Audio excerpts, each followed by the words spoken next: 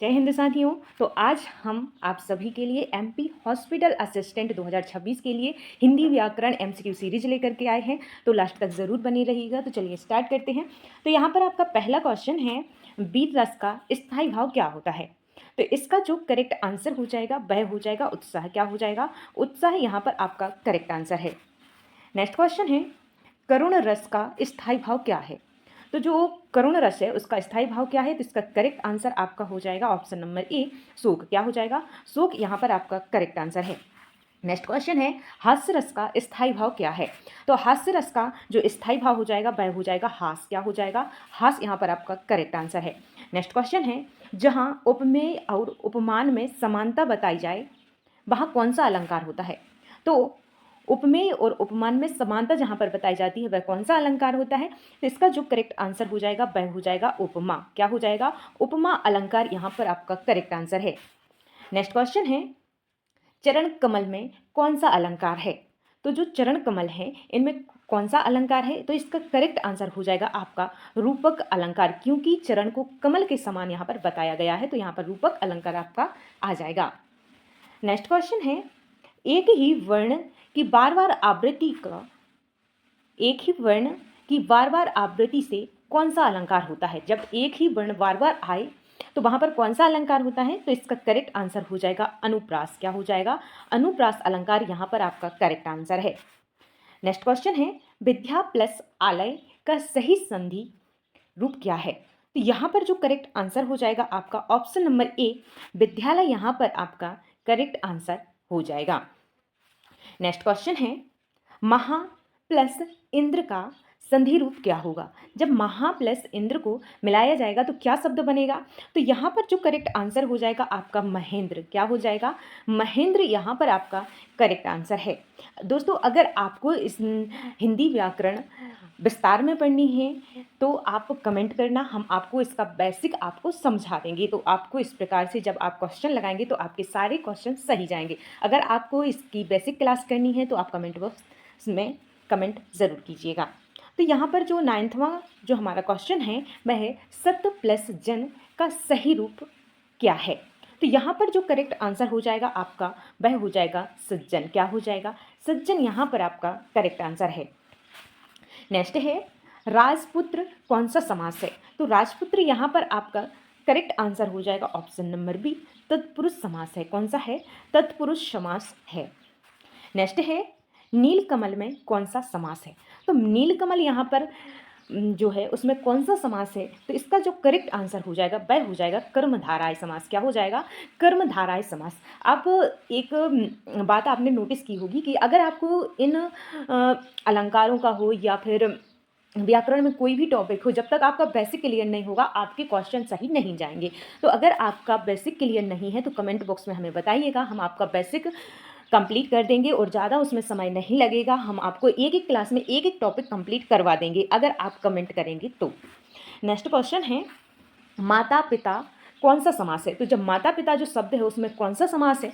तो इसका जो करेक्ट आंसर हो जाएगा ऑप्शन नंबर बी, द्वंद्व समास। क्या हो जाएगा? द्वंद्व समास यहाँ पर आपका करेक्ट आंसर है। नेक्स्ट क्वेश्चन है, दशानन कौन सा समास है? दशानन जो शब्द है उसमें कौन सा समास है? तो करेक्ट आंसर हो जाएगा आपका ऑप्शन नंबर सी, बहुव्रीहि समास। नेक्स्ट क्वेश्चन है, प्रतिदिन कौन सा समास है? जो प्रतिदिन शब्द है उसमें कौन सा समास है? तो इसका जो करेक्ट आंसर हो जाएगा वह हो जाएगा अवयवी भाव समास। क्या हो जाएगा? अवयवी भाव समास यहाँ पर आपका करेक्ट आंसर है। अगर आपको क्लास अच्छी लगे तो लाइक ज़रूर कीजिएगा और अपने दोस्तों के साथ में शेयर भी जरूर कीजिएगा। यहाँ पर हमारा अगला क्वेश्चन है, आँखों का तारा होना लोकोक्ति का क्या अर्थ है? तो यहाँ पर जो आँखों का तारा होना वह जो लोकोक्ति है उसका अर्थ क्या हो जाएगा? तो इसका करेक्ट आंसर हो जाएगा अत्यंत प्रिय होना। क्या हो जाएगा? अत्यंत प्रिय होना। नेक्स्ट क्वेश्चन है, 9 2 11 होना। तो 9 2 11 होने का अर्थ क्या हो जाएगा? तो इसका करेक्ट आंसर आपका हो जाएगा ऑप्शन नंबर बी, भाग जाना। क्या हो जाएगा? भाग जाना यहाँ पर आपका करेक्ट आंसर है। नेक्स्ट क्वेश्चन है, नाक कटना मुहावरे का अर्थ है। तो नाक कटना मुहावरे का अर्थ क्या हो जाएगा? तो इसका जो करेक्ट आंसर है ऑप्शन नंबर बी हो जाएगा, अपमान होना। क्या हो जाएगा? अपमान होना यहाँ पर आपका करेक्ट आंसर है। नेक्स्ट क्वेश्चन है, दाल में काला होने का अर्थ क्या है? तो दाल में काले होने का अर्थ क्या है? तो इसका correct answer option number B हो जाएगा, कुछ गड़बड़ होना। क्या हो जाएगा? कुछ गड़बड़ होना यहाँ पर आपका करेक्ट आंसर है। नेक्स्ट क्वेश्चन है, जैसी करनी वैसी भरनी का क्या अर्थ है? तो यहाँ पर जो जैसी करनी वैसी भरनी ये क्या है? मुहावरा है, अलंकार है, लोकोक्ति है या फिर रस है, क्या है? तो इसका जो करेक्ट आंसर हो जाएगा वह हो जाएगा लोकोक्ति। क्या हो जाएगा? लोकोक्ति। ऑप्शन नंबर सी यहाँ पर आपका करेक्ट आंसर हो जाएगा। नेक्स्ट क्वेश्चन है, कर भला तो हो भला का क्या है? यह क्या है?